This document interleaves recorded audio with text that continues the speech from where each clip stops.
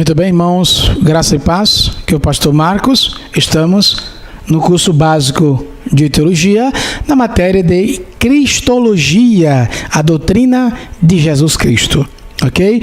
E estamos na terceira aula desta matéria, ok? Do curso Bacharel em Teologia. Continuando a obra de Jesus Cristo, referimos-nos aqui à obra de Jesus em relação à nossa redenção e não em relação ao seu ministério pessoal de ensino. Portanto, a morte de Cristo foi o acontecimento ou um dos mais importantes de sua vinda, irmãos, porque era necessário que ele viesse. Ele mesmo disse, né? Se ele não viesse, não germinaria, né? Se a semente não morresse, não germinaria e logo não daria frutos. E na verdade, ele veio para morrer, ok? Para morrer, dando sua vida em resgate a toda a raça humana, ok? Então a morte de Jesus foi crucial e ponto culminante para a nossa redenção.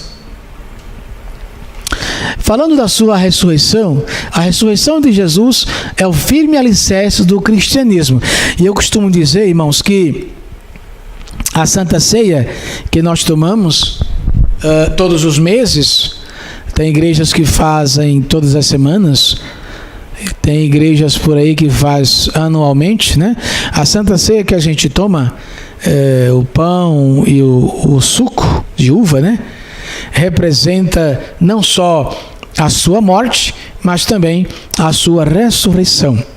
Portanto, a ressurreição de Cristo é o alicerce. Por quê, pastor? Porque se Jesus não ressuscitasse, seria vã, irmãos, toda a nossa pregação. Seria vã todo o nosso trabalho. Vão todo o nosso trabalho, tudo que fizemos na obra de Deus não valeria nada, ok? Absolutamente nada. Graças a Deus, como disse Paulo, mas agora Cristo ressuscitou e foi feito as primícias dos que dormem. Portanto, a alicerce firme é a ressurreição de Jesus. Ok? A importância da ressurreição. A morte não é o fim da vida para aqueles que estão em Cristo Jesus, não é? Mas sim a ressurreição. Segundo a Bíblia, os que morrerem em Cristo ressuscitarão primeiro. E depois nós, os que estivermos vivos, disse Paulo, seremos arrebatados, corpos transformados, para então estar com o Senhor nos ares e para sempre, ok? Os resultados da sua ressurreição. A ressurreição de nosso Senhor trouxe aos crentes a garantia da vitória sobre a morte e o inferno, ok? Pelo fato de Jesus morrer e ressuscitar, ele nos garante esta grande vitória sobre a morte, porque um dia haveremos de ressuscitar para estar para sempre com o Senhor, ok? As aparições do Cristo já ressuscitado. A Maria, né, como consolador, a primeira pessoa que ele apareceu quando ressuscitou foi a Maria. Lembrando que Maria, aquela chamada de Magdala, na qual tinha expulsado 7 demônios, ok? As mulheres, a Pedro, né? Glória a Deus, aos 2 discípulos no caminho de Emaús, já conhecemos a história, aos discípulos no cenáculo, depois a Tomé, junto com os discípulos 8 dias depois, e a Pedro e a João, ele apareceu e também apareceu, irmãos, depois de sua ressurreição, a cerca de 500 pessoas. Ok? Foi visto por eles cerca de 500 pessoas para darem, assim, testemunho da sua salvação, ou seja, da sua ressurreição. ok? Todos eles foram testemunhas, né?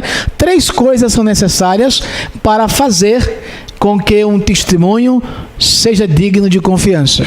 Primeiro, as testemunhas têm que ser competentes, né? Não dá para ser um louco, um débil mental.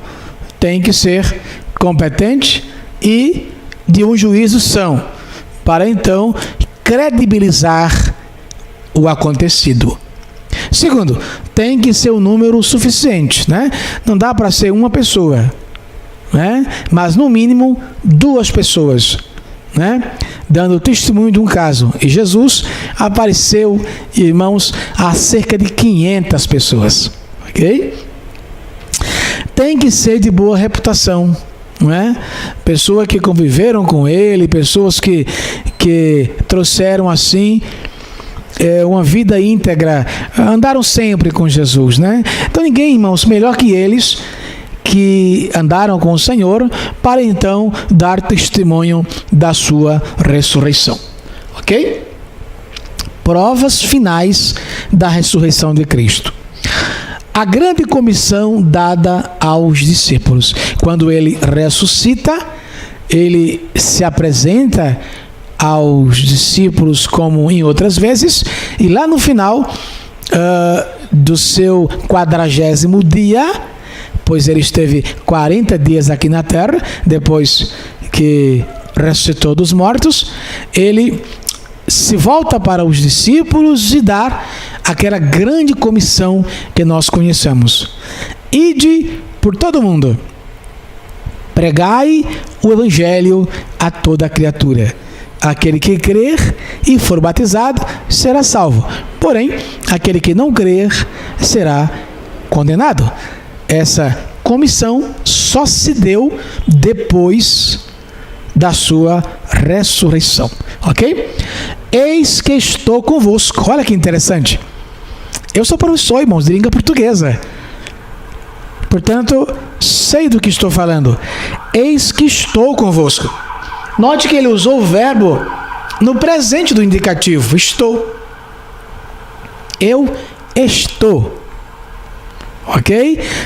Convosco. O correto seria eu estarei convosco. Mas ele disse eu estou convosco. Por quê? Porque àquelas alturas ele já tinha ressuscitado.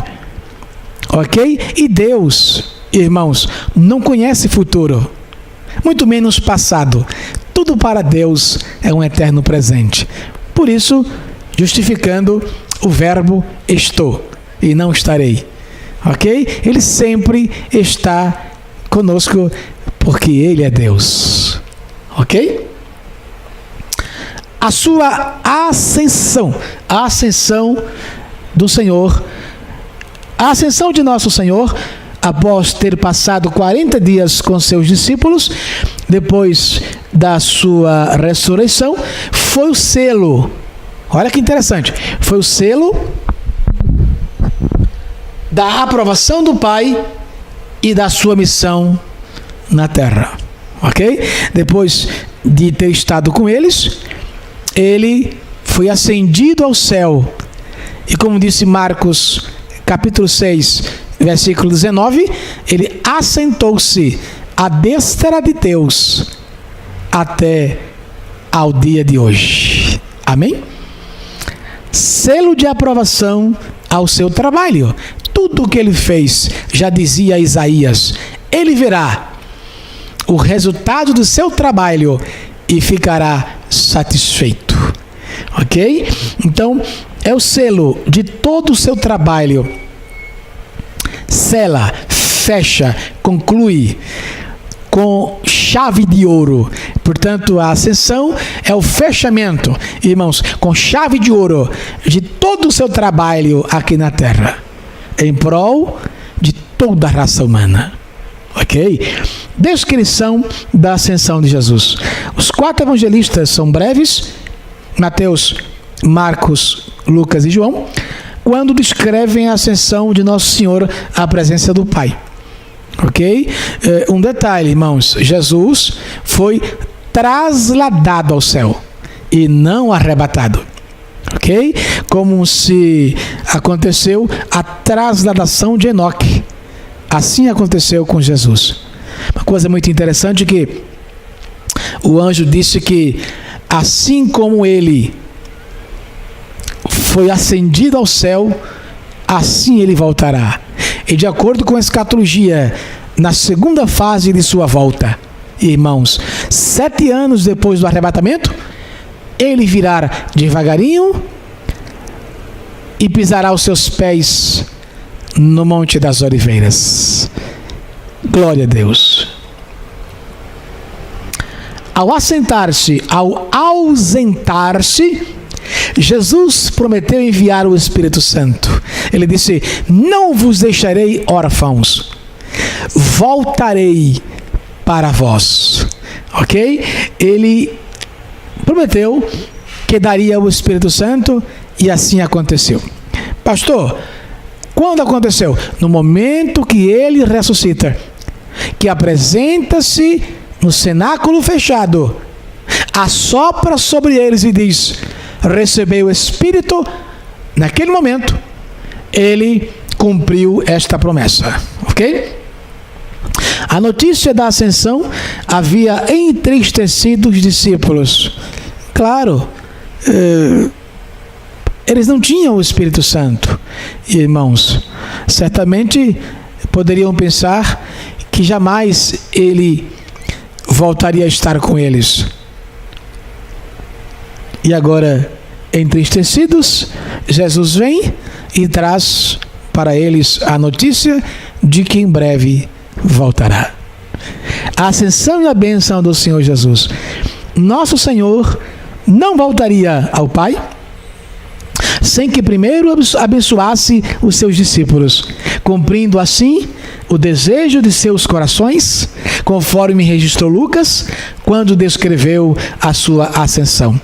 E levou-os fora até Betânia, levantando as mãos, os abençoou. Amém? Glória a Deus nas maiores alturas.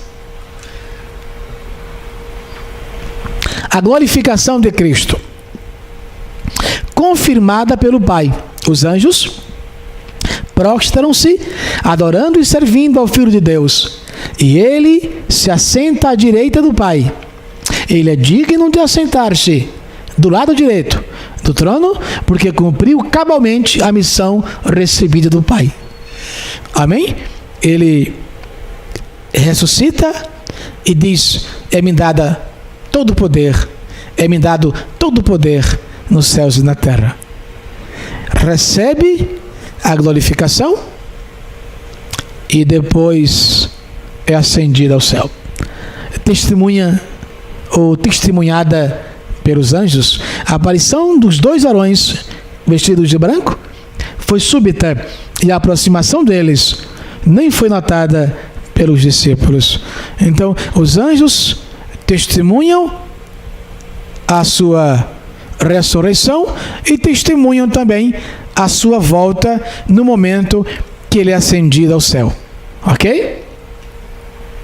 Jesus na concepção judaica. Na concepção judaica, eu não vou ler, só vou explicar aos irmãos.